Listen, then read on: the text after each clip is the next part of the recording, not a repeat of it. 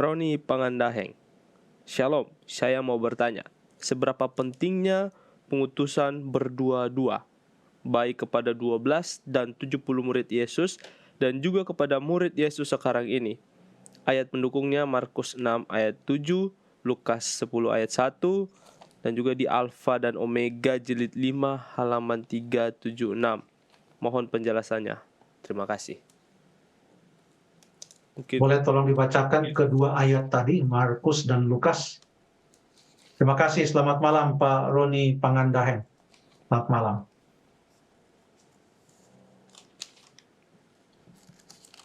Saya coba baca pendeta Lukas 10, yang Lukas 10 ayat 1, judul perikopnya Yesus mengutus 70 murid. Kemudian daripada itu Tuhan menunjuk 70 murid yang lain, lalu mengutus mereka berdua-dua mendahuluinya ke setiap kota dan tempat yang hendak dikunjunginya. Markus 6 ayatnya yang ke-7, ia memanggil ke-12 murid itu dan mengutus mereka berdua-dua. Ia memberi mereka kuasa atas roh-roh jahat. Terima kasih. Jadi apa pentingnya pengutusan berdua-dua di sini? Apa konsepnya, apa prinsipnya sehingga berdua-dua dikatakan? Yang pertama adalah agar kedua utusan itu yang berjalan bersama-sama, melakukan tugas bersama-sama, yang telah diutus bersama-sama oleh Tuhan Yesus, boleh saling menguatkan satu sama lain. Contoh paling mendasar adalah di Taman Eden, di mana Hawa berjalan sendiri, dan pada waktu ada yang menggoda dia sendiri. Adam tidak bersama-samanya pada saat itu. Ada ayat juga yang mengatakan dalam Pengkhotbah pasal yang keempat, kita buka Alkitab Pengkhotbah 4 ayat 9 dan ayat 10, berdua lebih baik daripada seorang diri karena mereka menerima upah yang baik dalam jerih payah mereka. Karena kalau mereka jatuh, yang seorang mengangkat temannya, tetapi wahai orang yang jatuh yang tidak mempunyai orang lain untuk mengangkatnya. Jadi prinsipnya saling menguatkan satu dengan yang lain. Yesus pernah katakan kepada Petrus dalam Lukas pasal yang ke-22, Lukas 22 ayat yang ke-31 dan 32, Simon, Simon, lihat, iblis telah menuntut untuk menampi kamu seperti gandum. Tetapi aku telah berdoa untuk engkau supaya imanmu jangan gusar, dan engkau, jikalau engkau sudah insaf, kuatkanlah saudara-saudaramu. Saling menguatkan, kuatkanlah saudara-saudaramu, saling menguatkan. Nah, belakangan di dalam kitab Kisah Para Rasul, ada beberapa petunjuk di sana bahwa teman sepelayanan Petrus dalam perjalanan-perjalanan dan tugas-tugas dalam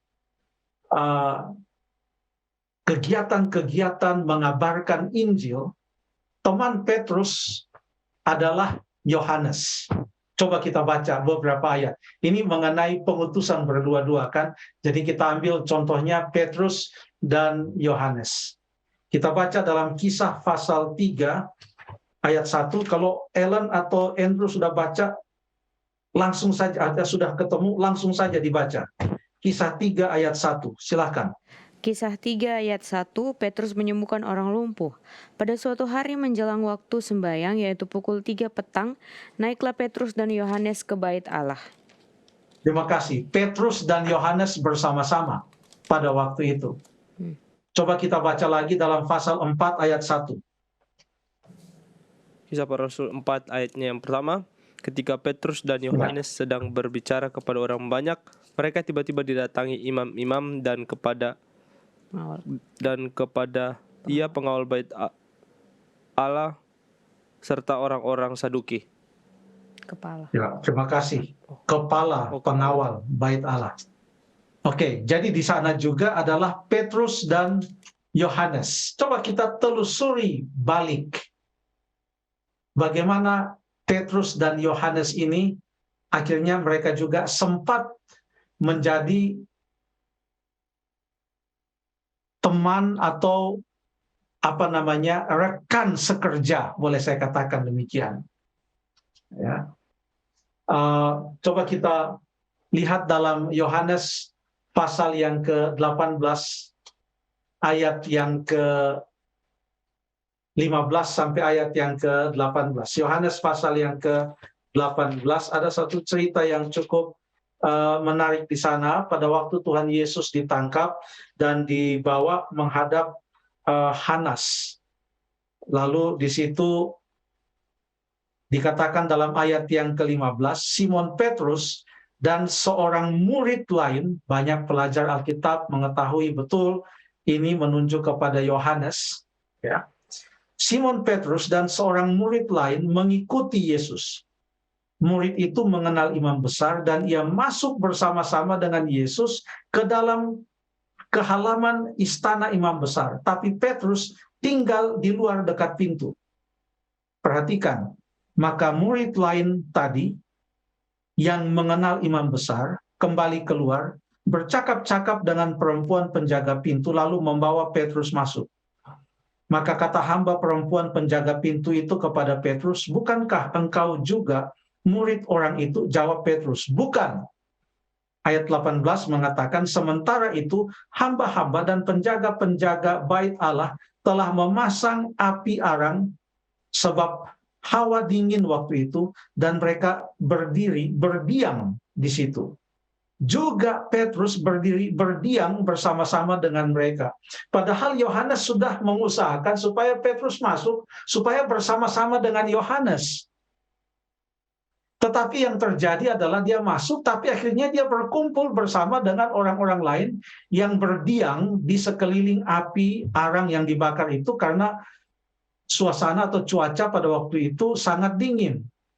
Jadi dia sendiri pada waktu dia menyangkal Tuhan Yesus tidak bersama-sama dengan Yohanes, yang mungkin berjarak sekian meter, tapi tidak bersama-sama dengan Yohanes. Dia memilih untuk sendiri. Ada suatu konsep di sini untuk saling menguatkan satu sama lain. Jadi yang pertama adalah mengapa pengutusan berdua-dua? Supaya mereka boleh saling menguatkan satu sama lain. Yang kedua, kenapa pengutusan berdua-dua? Kita tahu dalam Kisah pasal 1 ayat yang ke-8 disebutkan sebagai berikut. Kisah 1 ayat yang ke-8, tetapi kamu akan menerima kuasa karena Roh Kudus turun ke atas kamu, dan kamu akan menjadi saksiku di Yerusalem dan di seluruh Yudea dan Samaria dan sampai ke ujung bumi. Kamu akan menjadi saksiku. Sekarang kita baca di dalam 2 Korintus 13 ayat 1.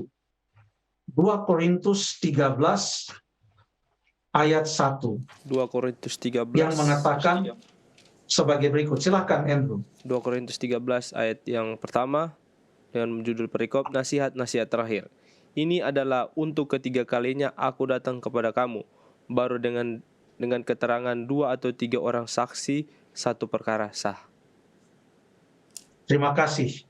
Ada ayat mengatakan atas keterangan 2 atau 3 orang saksi satu perkara itu sah katanya. Ini diambil juga konsepnya dari dalam kitab Ulangan. Ada di sana 2 atau 3 orang saksi. Jadi mengapa pengutusan berdua-dua? Karena mereka diutus sebagai saksi-saksi bagi Kristus. Bila mana mereka menerima Roh Kudus, maka mereka menerima kuasa. Dan mereka menjadi saksi di Yerusalem. Tadi yang kita baca di dalam Kisah pasal yang ketiga dan Kisah pasal yang keempat, itu tentang Petrus dan Yohanes bersama-sama. Dan mereka bisa berdiri di hadapan mahkamah agama pada saat itu dan menyatakan hal-hal yang sangat-sangat jelas dan sangat-sangat kuat prinsipnya. Waktu mereka itu bersama-sama, mereka menjadi saksi bagi Kristus. Konsep saksi di dalam Alkitab adalah paling tidak ada 2 atau 3 orang. Dalam kitab Wahyu pasal 11 ada juga cerita mengenai 2 saksi Allah. Ya. Jadi kenapa berdua-dua?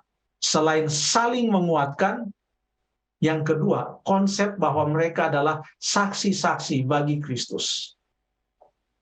Minimal 2. Oh, kalau dalam perjalanan misionari Rasul Paulus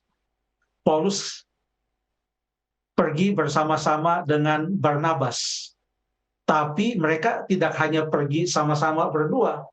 Mereka ajak juga Markus untuk ikut dengan mereka. Akhirnya bertiga mereka bersama-sama. Paulus pernah mengadakan perjalanan bukan hanya 3 orang, sampai 7-8 orang bersama-sama. Tapi prinsipnya di sini adalah saling menguatkan dan konsep menjadi saksi bagi Kristus. Mungkin ada keterangan-keterangan yang lain lagi, tapi paling tidak malam ini itu yang boleh saya bagikan. Terima kasih.